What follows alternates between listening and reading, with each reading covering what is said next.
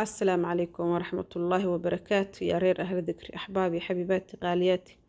ما إنا بتقبتينو أينما كنتم وحيد الله الله إذا بركيه والكسدون كونوشين معنا waxaan guda galayaa barnaamijkeenii qiswa dikir ambaba qisooyinkii dikriga ilaahay laga faa'iiday shalay waxaan soo sheegay gabar abaaye ah ee ka faa'iiday aadna u soo duceysay qisooyinkeenii ka faa'iiday iyo maaragtay dhiirigelin fara badan ka heshay aan kasoo hadlay qisadii hore ee taas waxaan guda galayaa qisada cusub ee maanta waxaan ku socon doonaa gabdhaha abaayooyinka ah iyo wixii ay ka faa'iideen dikriga gabadhan yartaa oo ila soo xiriirtay waxay igu tiri habar macaan gabdhaha igu xiran kamid ah waaye sanooyin igu xirantaa gabadha hadda maasha Allah gabar fiican waxba noqotaba diinta aad u baratay hadda lagama sheekeyn karo laakiin qisadu way badan tahay qisooyinka aan waadii sheegay qisooyin aad u fara badan ahaaya ramadaantii ila qaybsatay waxay dhahday habar yar macaan habar yar qaali maalinta kugu soo biiraayay quraan ma aan aqoonin farbarad ma aan aqoonin xataa sida maaragtay email laga maro ma aan garanaynin waxa ii noqotay dhiirigeliyaha inaan maaragtay wadada khayrka aan ku soo biiro waxaan bilaabay tir habar macaantu marka aad kugu soo biiray inaan maaragtay qisooyinkaaga aad u dhageysto saan hore kugu soo sheegay sanooyin fara badan qisooyinka soo waxay dhahdaa habar macaan waxaan noqotay dhiirigeliyahaygi ilaahay ha ku barakeeyo aad iyo aad uga faa'iiday qisaskaaga iyo maaragtay dhiirigelintaada xagga cibaadada ah nolosheeda farqi weyn u dhaxeeyo maalintan kugu soo biirayay maanta inta ka dhaxle waxay tiri habar yar waxaan aaday madrasa quraan waxaan bilaabay tir farbaradaan bartay amba qaacida nuuraan hadba saa u taqaaniinba waxa waaye xuruufaha carabiga si loo barto sida carabiga loo qoro kadibna waxay tiri habar waan ku guuleystay ilaahay subxaanahu wa tacaala boqorka ajir ha kaa siiyo waxaan kaleetooda habar macaan ku guuleystay tiri inaan maanta qur-aankii bartay 3 juz waxay ila soo hadlaysay wax waa mar hore 3 juz oo qur-aan aan bartay tiri habar macaan maasha Allah tabaaraka raxmaan nolosheeda beautiful waxay tiri aniga dhanba kaale iska arag stresskii walwalkii walaacii shala markaan meeshan soo galayna ilaaha ka sheekay kartay xaalkayga waxay tiri dhinac walbeetooda maasha Allah tabaaraka raxmaan aan ka dhismay waxay dhahday marka ajri xasanad Allah ka siiyo aad iyo aad ugu mahadsan tahay khayr aan dhamaan Allah ku siiyo waxa kale ila soo xiriirtay maamo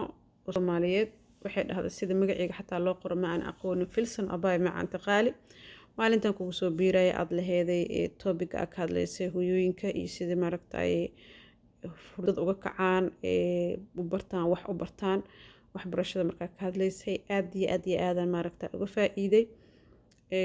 waxaan ahay tir hooyan xataa magaceeda qori aqoonin ilmaheedana ay wax bartaan warqad hadii aan la ii soo diraan warqada ee aan fiirsho waxaan leeyahay tir ii fiirsho ciyaalkan u yeeran jiray markaa maalintii aad iyo aad uga hadashay fanka si fan ah camal aad ugu tiri maanta ilmaha maala raadsanaysaa warqadaha inaa adiga baxdad oo barataa ku fiican aad uga faa'iiday aad iyo aad una dhiirigeliyay aniga waan baxay waxaan sameeyay tiri in aan maaragtay aan baxo oon iskool aado oon soo maasha Allah tabaaraka raxmaan aad iyo aad ugu guuleystay dhahdaa baayo hadda walaahi been ku sheegay tir filsanay waan bartaa waliba gabadhaas waxay iga soo wacday wadankii hooyo gaar ahaan burco maasha Allah tabaaraka raxmaan maamadaas ilaahay subxaanahu wa tacaala ha barakeeyo khayr iyo nimcaan dhamaantiin Allah idin siiyo waxaan u guda galayaa qisada saddexaad insha Allah tacaala biidnillaahi kariiman maamo waaye gabar maaragtay la qabo waa maasha Allah tabaaraka raxmaan waxay ugu tiri abaay filsan waxa ka hadashay tiri in oo maaragtay ragga xaqiisa aad ka hadlaysay tiri qisadan gabadhan waxay tiri abaay macaanto waxa ay anfaca aniga aad iyo aadna ii anfacay qaybta aad ka hadlaysay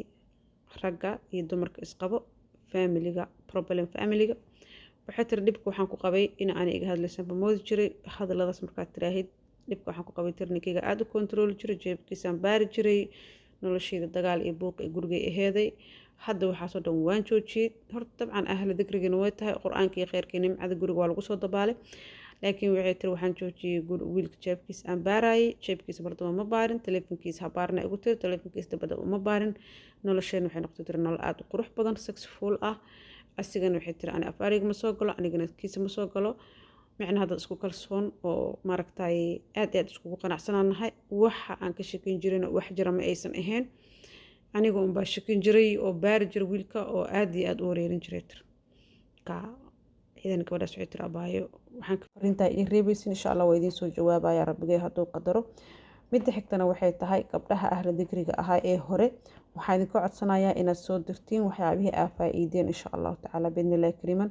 haddii aad cod rabtiin oo cod kusoo duubaysiine anigaa soo daynayo haddii aad rabtiin qoraalne magaciina qarinaya waana soo dhigaya haddaad tirin magaceyga noo furne waa idin fura insha allah ilaahayna ha idin barakee meel kastoo adduunka joogtiin dadaala insha allah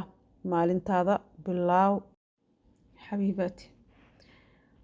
waaga hadduu idin bari oo rabbigay waaga idin barisiiye oo saxa iyo salaama aa kusoo kacdeen qur-aanka adinkoona akhrinina iyo waaga gabolka idin dhicin safxa qur-aanaba allah ka dhigo guryaha qur-aanka laga akhriyo barakaadkaa kusoo dego nimcaadkaa kusoo dego malaa'igtaa kusoo degto guri barakaysanoo noqdaa lagama sheekeyn karo marka adinkoona qur-aanka akhrisan gabolka idin dhicin ilaahuma qul wala akhrisatid intuu ilaahay qur-aanka kaa bara akhriso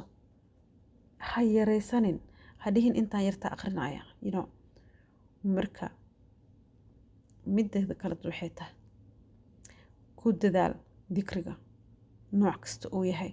insha allahu tacaala biidnillahi kariim dikriga gaagaaban oo ku fududeyn doono insha allah ana halkan kaaga soo sheegi doono rabbigay hadduu qadaro gabdhaha u baahana la qaybsada insha allah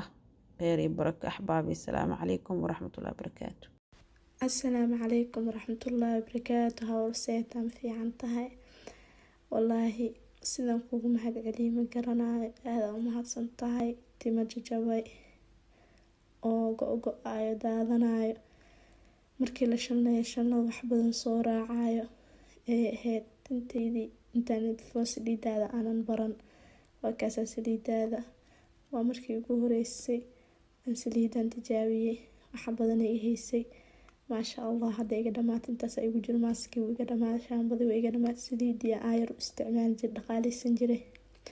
haddana intaas ay soo hartay insha allah mar labaad inaan helaa rajeynaa hadduu ilaahay karaal noqdo saliidan howlalahi lagama sheekeyn karo maasha allah tabaaraka allah runtii qof walbana kula fara badan oo ku qabay saliida oo saliida ma ahan bahashaan oo dhan nafaqadeeda shaambadeeda waxeeda dhan wallahi timeegiyo qaab darano intaa jilicsi ka buuxiyey jilicsada iga gogoysay kalan mariyey jarjartay baantaan maqas qabta timeegi dhulka dhigay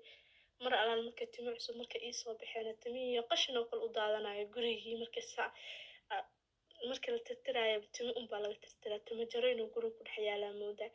marka saas u ahaa saliidaadii waxaa iga markaa isticmaalay maasha allah kaale iska raga quratintii dhan aga qabsatay timo waxay noqotay xoog leh madow waxay noqotay wallahi inaan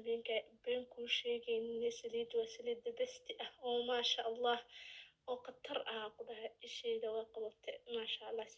saliida unbaa ii taalo nafaqadii iyo doobi shaambiradii micnaha shaambada aa iga dhiman marka qood maamadan waa la hadlayaa marka